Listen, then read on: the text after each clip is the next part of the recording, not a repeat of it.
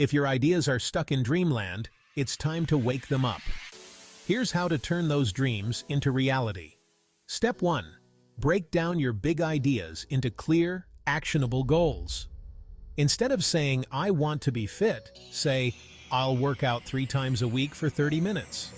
See? It's specific and trackable. Step 2. Create a simple action plan. Got a blog idea? Start by choosing your niche, then plan your content. Baby steps, folks. Step 3. Beat procrastination with the 5-minute rule. Just work on it for 5 minutes. Once you start, you'll likely keep going. Step 4. Stay consistent and adjust as needed. It's about steady progress, not overnight success. And finally, celebrate small wins.